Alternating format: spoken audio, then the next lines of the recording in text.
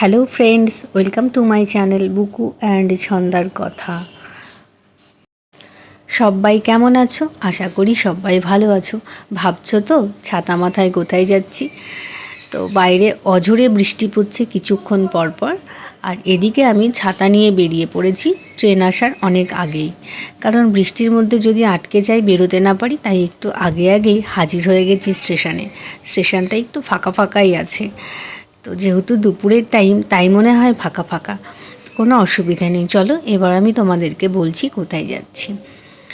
এই দেখো, আমি ট্রেনে উঠে পড়েছি। আমি যাচ্ছি শিয়ালদা স্টেশনে। আমার 6 বছর আগের দেখা হয়েছিল বন্ধুর সাথে, তো 6 বছর পর আমি আবার দেখা করতে যাচ্ছি সেই বন্ধুর সাথে। তো আমরা ফার্স্ট টাইম যেখানে দেখা করেছিলাম শিয়ালদা স্টেশন, তো সেখানেই আমরা আবার মিট করব। তো দেখো, এখন আমি বেরোচ্ছি দক্ষিণেশ্বর। তো যেতে যেতে তোমাদের দেখাচ্ছি যে কোথায় কোথায় দিয়ে যাচ্ছি আমি। তো শেষমেশ নেমে পড়েছি স্টেশনে, বন্ধুও চলে এসেছে। তো একটা ভালো জায়গা খুঁজছিলাম, তো কফি হাউসের মতো ভালো জায়গা আর মনে হলো না, তাই দুজনে মিলে কফি হাউসেই ঢুকে পড়লাম। তো এখানে একটু নিরিবিলিতে দুজনে মিলে অনেক আড্ডা দেব, গল্প করব, আর সাথে হালকা কিছু খাওয়া দাওয়া করব। তো সবটাই তোমরা দেখতে পাবে। চলো, আমরা একটা জায়গা ডিসাইড করে নিলাম যে এখানেই বসবো। তো দুজনে মিলে এখানেই বসছি। এবার আমাদের খুনসুটি দেখো, আমরা কীরকম পাগলামো করছি সেই বাচ্চাদের মতো। আমরা ভুলেই গেছি যে আমরা দুজনেই মা হয়ে গেছি।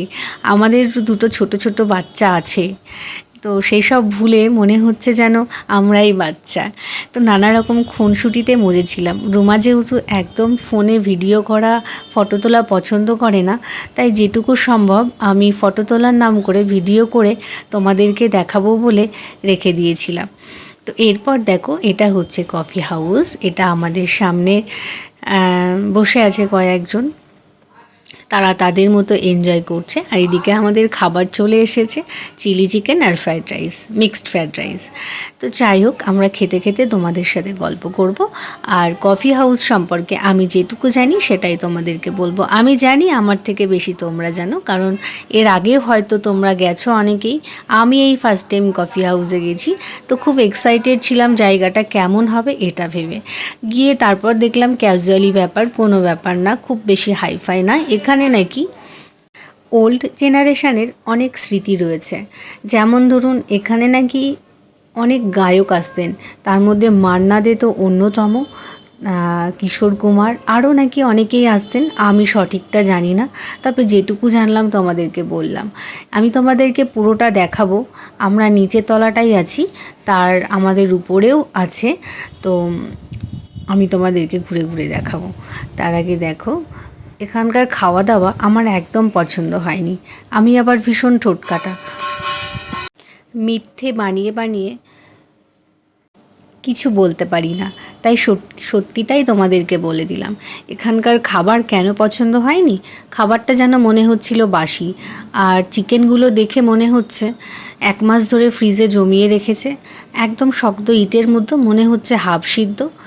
আর তার সত্ত্বেও চিকেনের পিসগুলো ছিল সলিড। খেতে ভীষণ অস্বস্তি ফিল হচ্ছিল, মনে হচ্ছিল চিকেন খাচ্ছি না, অন্য কিছু খাচ্ছি। খেতে ছিল খুবই খারাপ। তো খাবার প্রসঙ্গ বাদ দিলাম, এবার আসি আমাদের বন্ধুত্বের কথায়। তো 6 বছর আগে যখন আমাদের দেখা হয়েছিল, তখন আমরা স্টেশনের আশেপাশের চত্বরেই একটা রেস্টুরেন্টসে বসে খেয়েছিলাম। সেখানকার খাবারটা ছিল দুর্দান্ত, কিন্তু তখন আমরা এতটা ফ্রি ছিলাম না।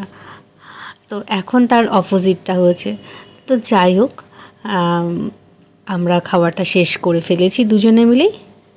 তো অনেকক্ষণ বসে গল্প করার পর আমাদের মনে হলো আমরা কোনো ভালো ফটো তুলিনি, তাই দুজনে ফটো তুলব বলে, হ্যাঁ, ওকে আমি বলছিলাম চল একই রকমভাবে ফটো তোলা হচ্ছে, একটু নতুনত্ব কিছু স্টাইল কর।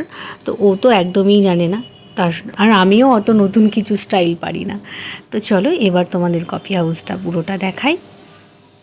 আমরা যে হলটাতে বসে আছি সেটা অনেকটাই বড় ছিল।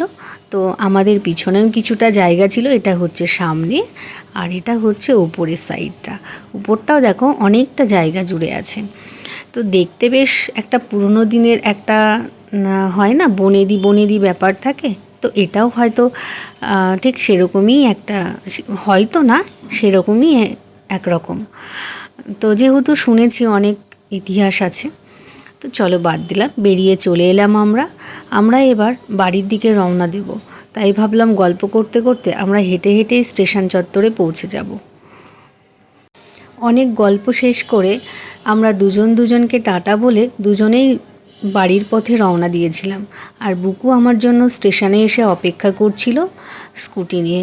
তো এরপর আমি আর বুকু স্কুটি করে বাড়ির দিকে ফিরছিলাম। তারপরেই আমাদের রোডের পাশে একটা ধাবাতে আমরা একটু চা খেয়ে দুজনে রিল্যাক্স হলাম, তারপর বাড়ি গেলাম। তো আজকের ভ্লগটি তোমাদের কেমন লাগলো অবশ্যই কমেন্ট করে জানিও। সবাই ভালো থেকো, সুস্থ থেকো।